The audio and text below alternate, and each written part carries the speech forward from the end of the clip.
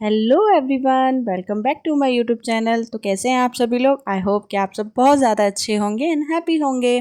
तो आज फिर से मेरा एक न्यू ब्लॉग आया है और हम आज जा रहे हैं एक पार्क घूमने के लिए।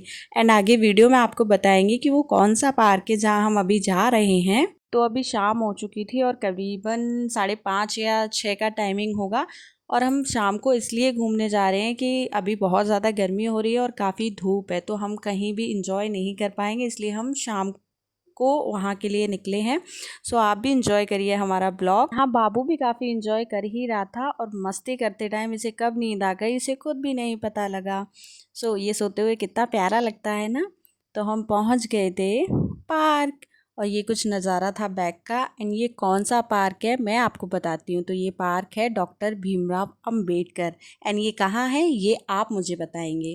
तो चलिए अंदर का नज़ारा आपको दिखाते हैं। तो माँ को भी यहाँ आकर काफ़ी अच्छा लग रहा था और रितिका भी हमारे साथ आई हुई थी। और बाबू बाबू की तो नींद ही नहीं पूरी होती। तो ये था इसका एंट्री डोर, जहाँ जाने पर हमें लोगों ने रोक दिया। क्यों? क्योंकि हमने टिकट नहीं ले रखी थी। फिर उन्होंने हमें टिकट काउंटर का रास्ता बताया और मैं वहाँ गई टिकट लेने के लिए। फिर हमने अंदर एंटर किया और अंदर का कुछ ऐसा व्यू था। और ये पार्क बहुत ज़्यादा बड़ा है, आप घूमते घूमते थक जाएंगे लेकिन ये पार्क ख़त्म नहीं होगा, ये इतना बड़ा है।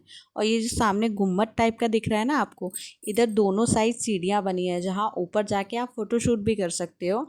एंड अंदर उसके नीचे एक दरवाज़ा है, उसके अंदर जाके आपको डॉक्टर भीमराव अंबेडकर जी की बहुत बड़ी प्रतिमा चेयर पे बैठे हुए दिखती है। और भी काफ़ी अच्छी चीज़ें हैं, देखने लायक चीज़ें हैं। तो हमारे जाते जाते ये बंद हो गया था क्योंकि हम 6 बजे के बाद पहुँचे थे। बाबू भी उठकर यहाँ मस्ती करने लगा था और हमने भी कुछ पिक्चर्स क्लिक कर ली। उतने में ही थोड़ा अंधेरा भी हो चुका था। और ये गेट इसलिए बंद हो जाता है क्योंकि यहाँ 7:30 से 8:30 तक डॉक्टर भीमराव अंबेडकर जी का शो चलता है, जो कि कुछ क्लिपें मैंने ले रखी हैं आप सबको दिखाने के लिए। और यहाँ चेयर्स भी लगाई जाती हैं शो के लिए ताकि सब आराम से बैठकर इसे देखें। तो आप भी इस शो को देखिए।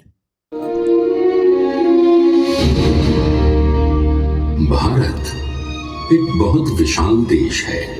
उसकी मिट्टी में हजारों वर्ष की सभ्यता है।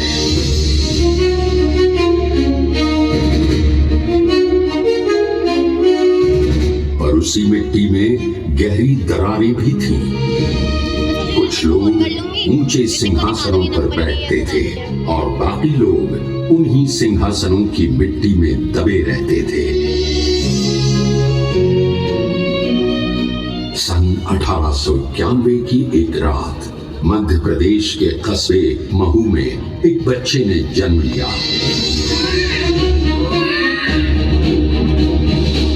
कोई ढोल नहीं बजे, कोई शुभ दर्शन नहीं हुआ, कोई जाति पुरोहित नहीं आया ये कहने कि ये बालक भविष्य में महान बनेगा।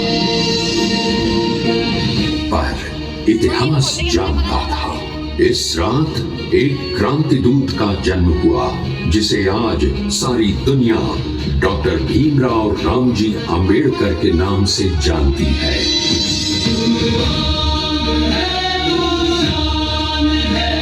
तुमसे हमारा मान है, तुमसे हमारा संविधान अधिकारों का आधार है।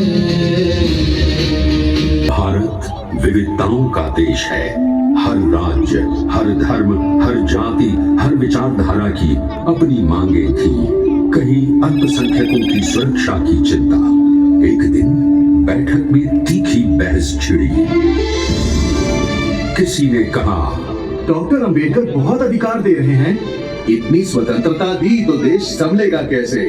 बाबा साहेब ने शांत होकर उत्तर दिया, स्वतंत्रता कभी बोझ नहीं होती, अन्याय बोझ होता है।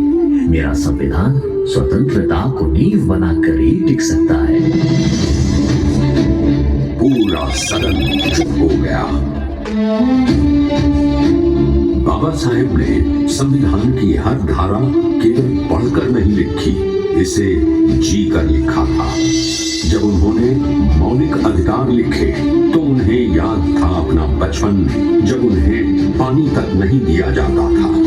जब उन्होंने समानता लिखी तो उन्हें याद थे वे दिन जब किसी ने उनके हाथ से नोटबुक लेने से इनकार किया था। जब उन्होंने अभिव्यक्ति की स्वतंत्रता लिखी तो उन्हें याद थे वे लोग जो आवाज उठाने पर कुचल दिए जाते थे। 2 साल 11 महीने और 17 दिन, इतना समय लगा भारत का संविधान तैयार होने में।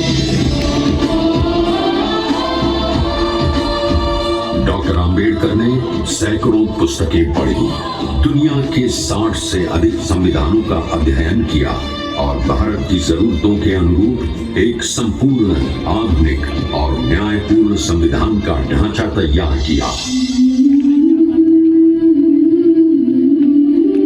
जब अंतिम मसौदा उनकी मेज पर आया, वे कुछ देर उसे देखते रहे, जैसे कोई पिता अपने बच्चे को पहली बार देखता है। फिर धीरे से बोले, अब भारत किसी की दया नहीं मांगेगा, भारत अपने अधिकार लेकर जिएगा। 26 नवंबर 1949, ऐतिहासिक दिन। संविधान कितना ही अच्छा हो, अगर उसे चलाने वाले अच्छे ना हो तो वह बुरा साबित होगा। तो अंधेरा भी होता जा रहा था और हमें घर भी वापस जाना था, लेकिन उससे पहले हमें भूख भी तो लगी थी, तो हम निकल लिए फूड वैली के लिए। तो यहाँ आकर हमने क्या देखा कि बाप रे, यहाँ तो इतना ज़्यादा क्राउड है कि हमें एक भी चेयर खाली नहीं दिख रही थी और क्राउड सिर्फ बढ़ता ही जा रहा था, कम होने का तो नाम ही नहीं ले रहा था। और यहाँ ये ट्रेन भी थी जिसमें बच्चे ही नहीं बड़े भी इंजॉय कर रहे थे। तो जल्दी जल्दी हमने अपना फूड पैक कराया और ओला करके हम निकल लिए घर के लिए। तो मैं अपना ब्लॉग एंड करती हूँ और आपसे मिलती हूँ नेक्स्ट ब्लॉग में। Bye bye.